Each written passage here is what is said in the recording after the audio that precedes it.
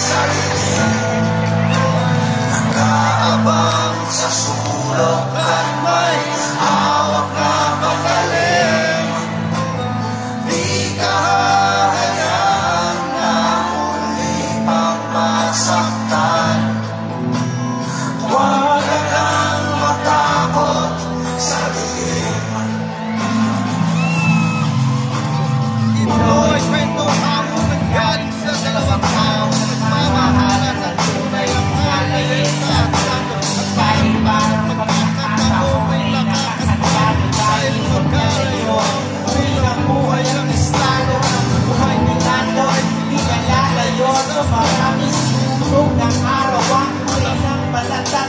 Marami na gano'n ang pawis ng kanyang nagdidilig sa lupa upang may di na masukli at pagluwa habang ang babae kanyang minamahalay sa ganap. Ngunit kabilang sa pamilya na di alitanan ang ibang kakwalan sa mga tulad niyang lukha.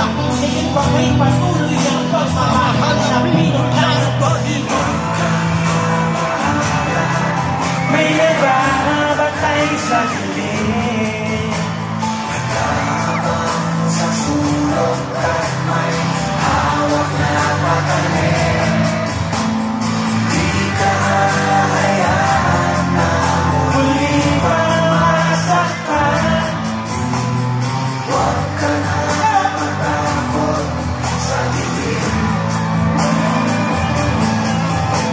Kahit na anong bagay ang pilit at ihadsang at sino man ay walang makapipigil sa pagkakbang ng mga taha na ang nais ay marating ang ligaya. Yayang magtanang nagkatubili na sumama hawak ang pangarap at pangako sa isa't isa. Nagpakalayo-layo di na buhay ng may sapat dahil alam nila na sa bawat isa'y nakalaan ng pagmamahalan dahil nilang sinasandalan. Wala nang ibang bagay pa silang mahihiling kundi isang pamilya sa loob ng apat na dingding at isang bubong na maaari tawagin tahanan. Bakit ay pangit na kabanata kailangang daanan pa? May nagbabatay sa dilim, nag-aabang sa sulok at may hawak na patalim. Di ka hahayaan na muli pang masaktan.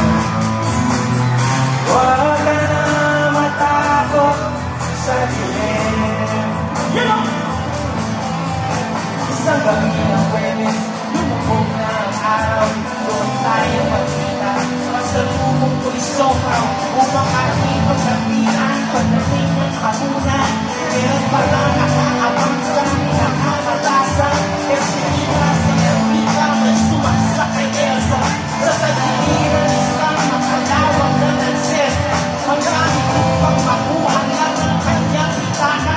Kami mahirap naman, bakit di na siya naawa? Hindi ko naabutan buhay ang aking lahat. At hanggang sa huling hantungan ay nagdarasal. Bakit po ang laging lumalabas? Sa aking bibig palamoy-lamoy di walang nandar. Akong sinusunod baliw sa mata ng marami. Siguro nga di ko na kilala ang aking sarili. Pangalay tamang rasa, may patalim na gamit. At ang tanging alam na isang makapot ang awit at bansa.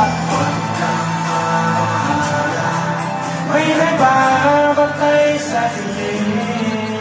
Nag-aabang sa sulok at Kamasay dyan! di ka hahayaan na Muli pang masaktan. huwag ka nang matakot sa dilim. Kamasay. Huwag ka nang